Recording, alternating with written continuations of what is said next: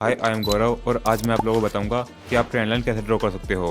एक proper accurate trend line. Trend line technical analysis के basic और इंपॉर्टेंट फैक्टर में से एक है और अगर तुम्हारे बेसिक स्ट्रॉन्ग नहीं होंगे तो एडवांस भी नहीं हो पाएंगे। इसलिए आज मैं आपके सारे डाउट क्लियर कर दूंगा कि कैसे ड्रॉ करें, कहाँ ट्रेड लें, एंगल कैसा होना चाहिए, सारे। और तुम्हें कुछ ऐसे सीक्रेट भी बताऊंगा जिसके लोग पैसे लेते हैं, तो वीडियो को एंड तक देखना।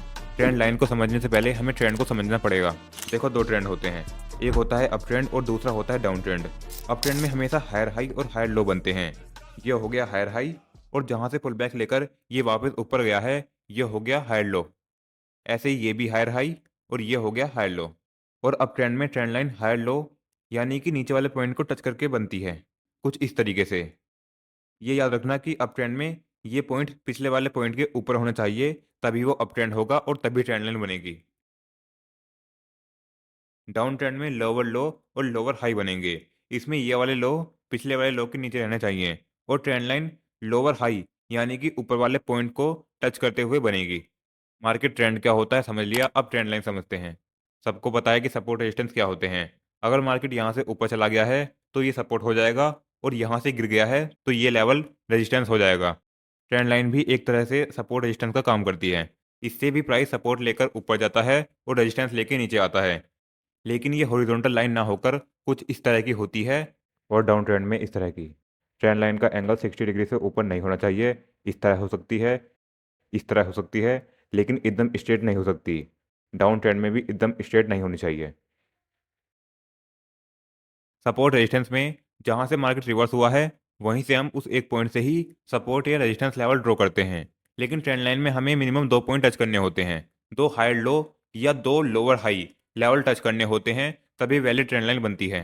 दो पॉइंट का मतलब ये नहीं है कि दो पॉइंट टच कर दो और दूसरे वाले पर बाय कर लो और ये हो गई ट्रेंड लाइन। नहीं, ये ट्रेंड लाइन नहीं है। मैं आपको चार्ट पर दिखाता हूँ कि ट्रेंड लाइन कैसे ड्रॉ करते हैं।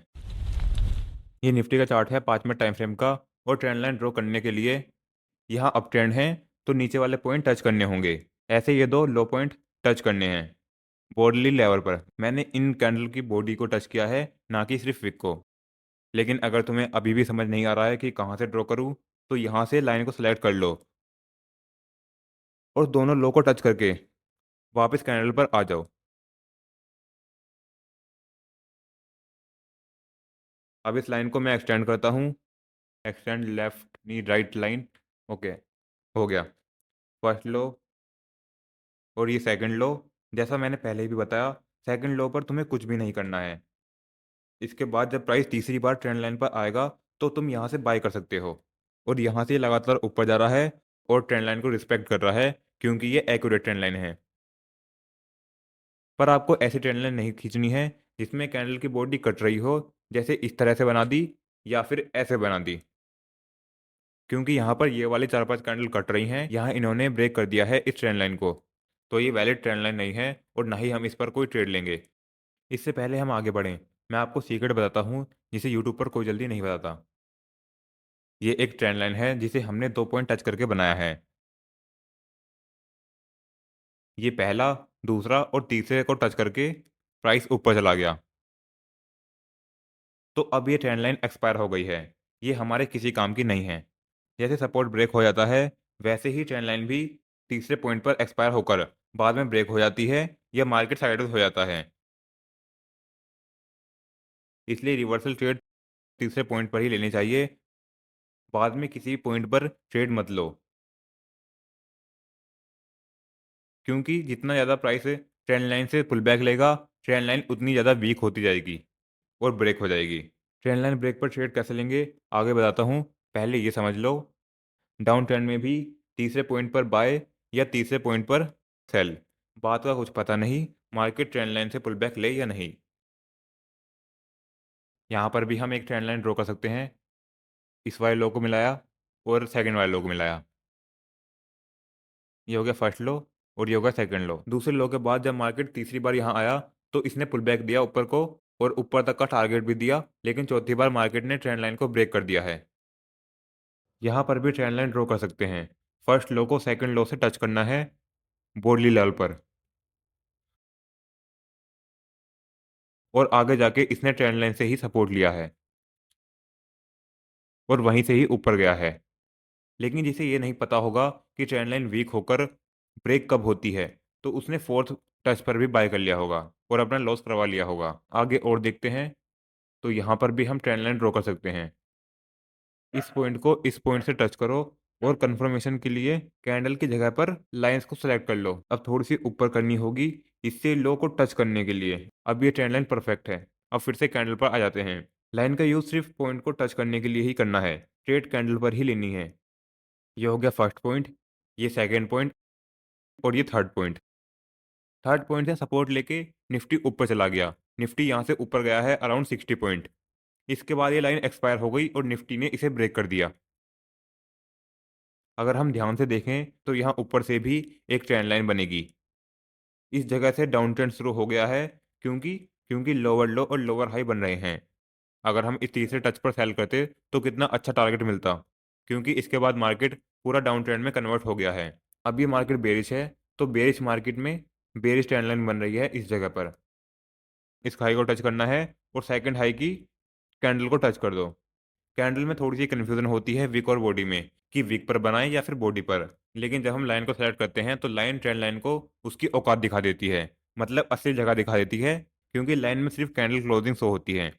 ओके, अब वापस कैंडल पर आ जाते हैं। ये फर्स्ट पॉइंट, यहाँ सेकंड पॉइंट। जब तुम ट्रेंड लाइन ड्रॉ करोगे, अब थर्ड वाले पर जब रेड कैंडल बनेगी तो तुम यहाँ पर सेल कर सकते हो। लेकिन बाद में जब ये दोबारा ट्रेंड लाइन के पास गया है तो यहाँ सेल नहीं करना है। अगर हम और आगे जाकर देखें तो यहाँ पर निफ्टी ने ट्रेंड लाइन से सपोर्ट लेकर गैप अप दिया है। अब इसे डिलीट कर देते हैं और यहाँ पर गैप डाउन दिया है, रेजिस्टेंस लेकर। थर्ड टच के बाद प्राइस उससे ऊपर गया ही नहीं। अब इसे भी कर देते हैं डिलीट, क्योंकि ये आगे जाके हमें दिक्कत देगी। और आगे बढ़ते हैं, तो क्या यहाँ पर भी ट्रेंड लाइन बना सकते हैं? हाँ, बना सकते हैं।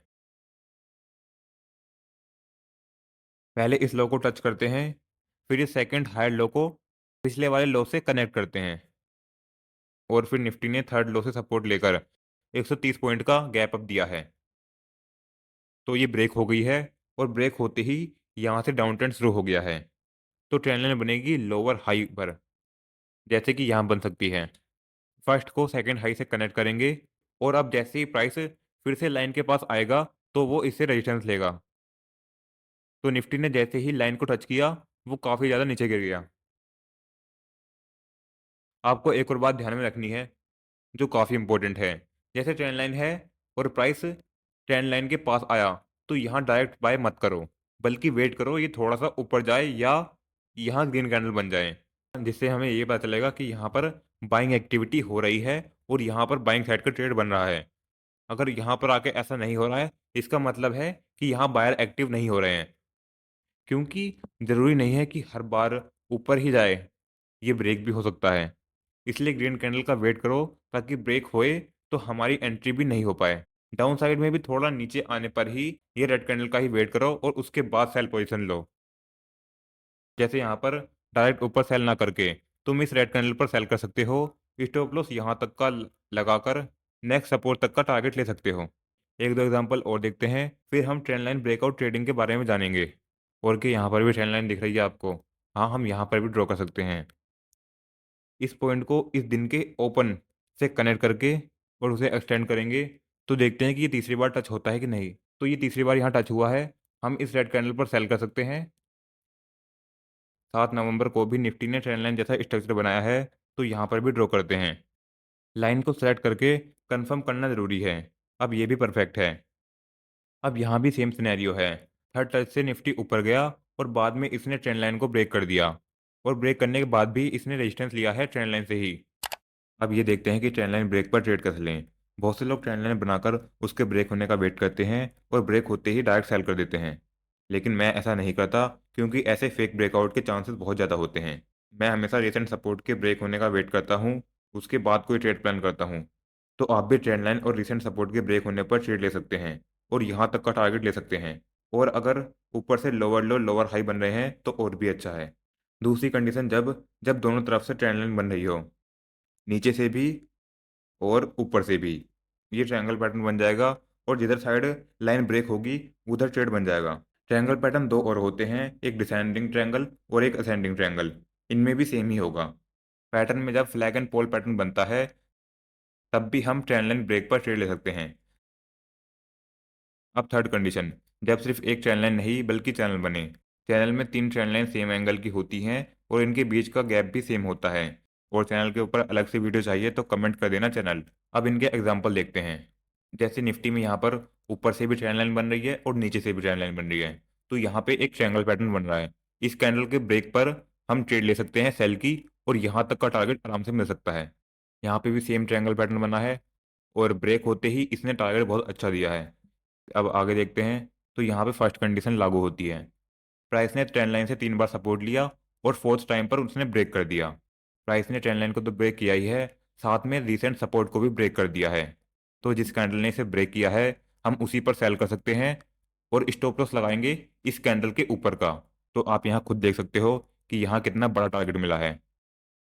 नेक्स्ट है चैनल। तो यहाँ बैंक निफ्टी ने चैनल बनाया है और इस ग्रीन कैंडल ने इसे ब्रेक किया, तो हम यहाँ पर बाय कर सकते हैं।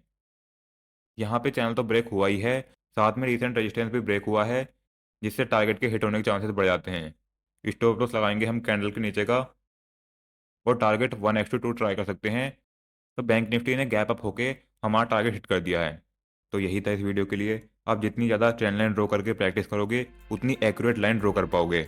मैं मिलता हूँ आपको अगली वीडियो में, जब तक के लिए